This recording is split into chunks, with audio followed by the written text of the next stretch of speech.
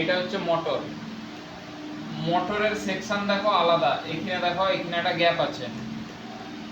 এই সাইডটাকে বলা আমরা টিএসপি। কি বলে?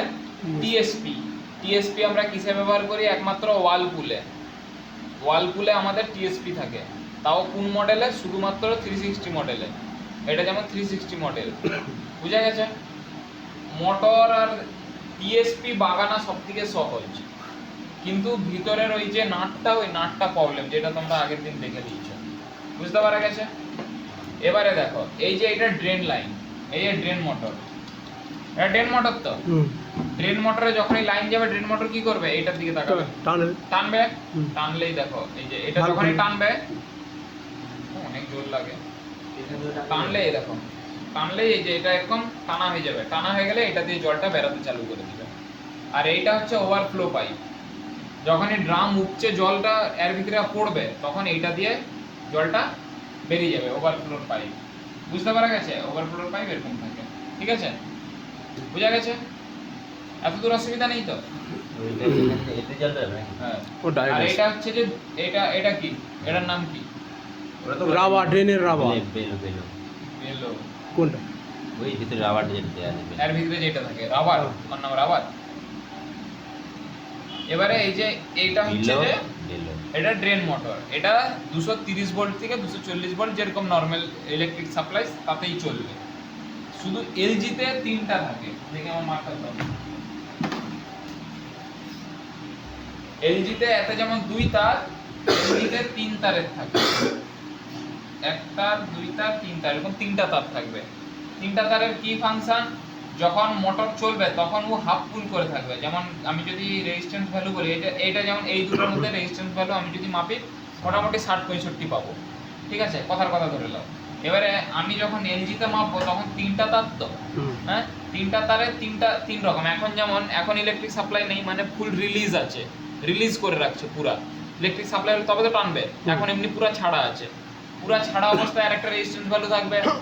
হাফ যখন টানবে তখন একটা রেজিস্ট্যান্স ভ্যালু থাকবে। আবার যখন ফুল রিলিজ করে দিবে তখন একটা রেজিস্ট্যান্স ভ্যালু থাকবে। যেমন আমি যদি বলি এলজির, যদি আমি ধরো এলজির এটা ড্রেন মোটর, ড্রেন মোটরের 3টা তার, 1টা 2টা 3টা, এলজি 1 2 3, 3টা তারে 3টা রেজিস্ট্যান্স ভ্যালু। আমি যদি বলি 1 এর সাথে 2, 2 এর সাথে 3, 1 এর সাথে 3, 1 এর সাথে 2 এর রেজিস্ট্যান্স ভ্যালু কত? যখন হচ্ছে যে হাফ রিলিজ, না এটা হচ্ছে ফুল রিলিজ, হাফ রিলিজ, ফুল রিলিজ, হাফ রিলিজ, আর একটা আছে ফুল টানা, মানে ফুল পুরোটা যখন টানা হয়ে থাকবে। 3 রকমের রেজিস্ট্যান্স ভ্যালু। ঠিক আছে? 1 আর 2 এর রেজিস্ট্যান্স ভ্যালু 11.59, 3টার ক্ষেত্রে same, kilo ohm. Kilo ohm. বুঝা গেছে? বুঝতে পারা গেছে? এরকম করে আমাকে 3টা তারের 3টা রেজিস্ট্যান্স ভ্যালু আমাকে বার করতে হবে। এবারে আমি কেন এটি মাপবো? এটা তো একটা মোটর, যেখানে মোটর আছে সেখানে কয়েল আছে, যেখানে কয়েল আছে সেখানে রেজিস্ট্যান্স ভ্যালু আছে। আছে তো? যদি ধরো কথার কথা পিসিবি তে তুমি এখানে কমান্ড দিয়েছো যে ড্রেন হও, ড্রেন হচ্ছে না, হ্যাঁ, তুমি কি করবে তখন? ডাইরেক্ট কি মোটর পাল্টাবে নাকি?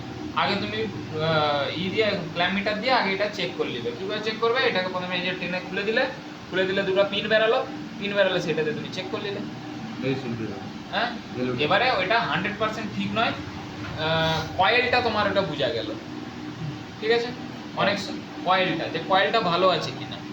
এবারে যদি কয়েল ভালো থাকে তাহলে ও টানবে, আর যদি কয়েল খারাপ থাকে তাহলে টানবে। এবারে কয়েল ভালো থাকা অবস্থা অনেক সময় কি হয়, অতটা জোর পায়নি, ঠিক আছে, ভালোভাবে টানতে পারেনি, সেটা তোমাকে দেখে নিতে হবে।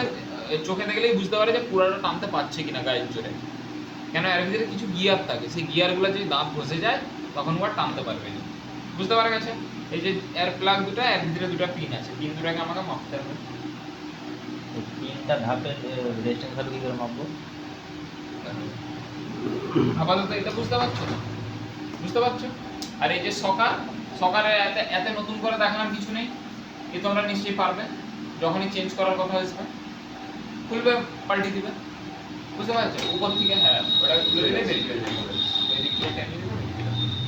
বুঝতে পারা গেছে? বাস। সিম্পল জিনিস। আর সবসময় মাথায় রাখবে, দেখবে দুখানা গিয়ার দেখো দু রকমের কালার, দেখছো দু রকমের কালার দেখতে পেয়েছো তো? হুম এরকম থাকে চারটা হুক, চারটা এরকম থাকে।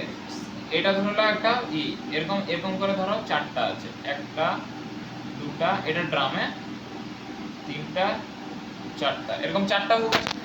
ছোট দুটা সামনে, বড় দুটা পিছনে, এরকম করে চলে।